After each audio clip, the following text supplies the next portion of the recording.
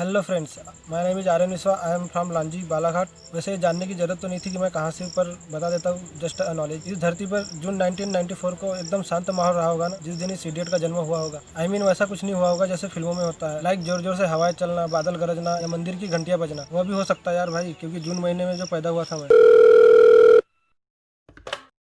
हाँ भाई, रिकॉर्ड कर रहा है क्या? Yes bro.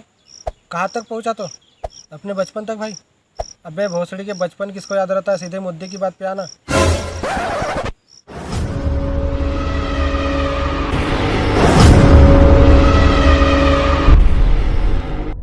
दोस्तों बुरा मत मानना, मेरा दोस्त है, थोड़ा हिला हुआ है। पर ये तो सही बोला कि अपना बचपन किसको याद रहता है भाई। और इतना जरूर याद है कि खूब बदमाशी करना, भाइयों के साथ लड़ना झगड़ना, और फिर खुद गान फटे तक लाते भी खाना। मेरे स्कूल की शुरुआत हुई पहली कक्षा में 5 की उम्र से, लेकिन जब मैं दूसरी कक्षा में पहुंचा तो देखा कि मेरी उम्र में सीधे 3 साल की बढ़ोतरी हो गई। मतलब मैं दूसरी कक्षा में ही सीधा 8 साल का हो गया। ऐसा इसलिए क्योंकि उस समय में मेरे फैमिली के पास कोई घर नहीं था, इसलिए बाहर रहकर कमाना खाना और उधर ही रहना होता था। इस वजह से मेरी पहली और दूसरी कक्षा के बीच में 3 साल का अंतर हो गया था। लेकिन मेरी दूसरी कक्षा में पहुंचने के पहले ही दिन मुझे स्कूल तो जाने दिया, लेकिन जनाब लोगों ने उसी दिन फुल तैयारी कर ली बाहर जाने की, वो भी मुझे बिना बताए, ताकि मैं इधर रहकर पढ़ाई कर सकूं। लेकिन होता है ना कि बचपन में आपकी मम्मी पापा जहाँ भी रहे, कैसी भी परिस्थितियों में रहे, आप उन्हीं के साथ रहना पसंद करते हैं। मैं दुनिया का पहला ऐसा बंदा हूँ जिसने पहली और दूसरी कक्षा के बीच में 3 साल का गैप दिया हुआ है कुछ सीखने के लिए।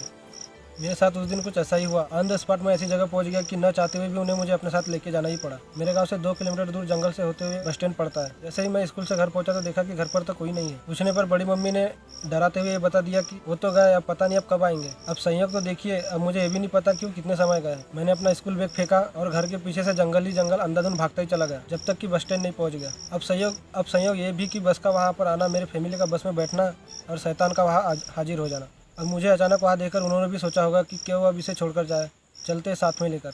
और इस तरह मेरी पहली कक्षा से दूसरी कक्षा में पहुंचने के बीच में 3 साल का अंतर हो गया। अब मैं आपको बताऊंगा कि मैंने बाहर जाकर क्या क्या उटपटांग चीज़ें सीखी। मैं उन क्रिएटिव माइंड्स के बारे में बताऊंगा जो बचपन में डेवलप हो भी जाना चाहिए या नहीं भी होना चाहिए, या हम लोग किस चीज़ को देखकर सीखते हैं। उस समय हमें ये नहीं पता होता कि वो अच्छी चीज़ है या बुरी चीज़ है, बस सीख जाते हैं किसी को देखकर। बाहर जाकर कमाना खाना शायद वो पहली बार नहीं होगा, इससे पहले भी मैं कई बार उनके साथ गया होगा, लेकिन समझ मुझे इस बार आया था। अपना काम क्या था?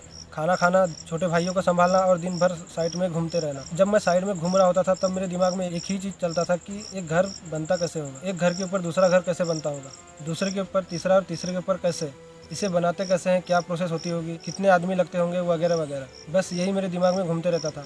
और ये सिर्फ मेरे काम कब आया, जब मैंने 12th पास किया और उसके बाद मैंने जब सिविल इंजीनियरिंग में एडमिशन लिया तो सोचा कि ट्रेड कौन सा लिया जाए, सिविल इंजीनियरिंग, बस इतना ही, बस और कुछ नहीं। मैं जो भी क्रिएटिव चीज़ देखता, लाइक मशीनरी, मेरा ध्यान उसी में ही ज़्यादा खींचा चला जाता था। जैसे गाड़ियाँ कैसे बनती होगी, उसमें सिर्फ एक आदमी के बैठने से इतनी बड़ी गाड़ी अपने आप कैसे भागती होगी, फ़ोन पर एक जगह से बैठकर दूसरी जगह पर कैसे बात हो सकती है, जबकि उनके बीच में कोई कनेक्शन ही नहीं है। तो बस भाई मैं भी लग गया इनको बनाने में। मैं क्या करता था, टार्च के पुराने सेल को तोड़कर उनमें से रबड़ की गोल चक्री और रॉड को निकालकर किसी पतले टीन में फिट करता था, एंड अकॉर्डिंग टू शेप मैं कभी ट्रक या कभी ट्रैक्टर बनाया करता था। फिर उन्हें वही के बच्चों को मैं 1 रुपये या 1.5 रुपये में बेच दिया करता था। देखो, खिलौने बनाना और उनके साथ खेलना एक अलग बात है, लेकिन उस समय में भी मेरे दिमाग में बिजनेस आइडिया चलता रहता था। मतलब मैं उसे बनाता था लेकिन खुद नहीं खेलता था, उनको बच्चों को बेचता था और उनको खेलते हुए देखता था। फोन बनाने के लिए मैं टेप रिकॉर्डर के खराब कैसेट की रील निकालकर उनको मेज बॉक्स में फिट करता था। और एक बिल्डिंग की खिड़की पर एक सिरा लेकर मैं खड़ा रहता था और दूसरी बिल्डिंग पर दूसरा सिरा लेकर मैं अपने दोस्तों को भेजकर उससे मैं बातें करने की कोशिश करता था।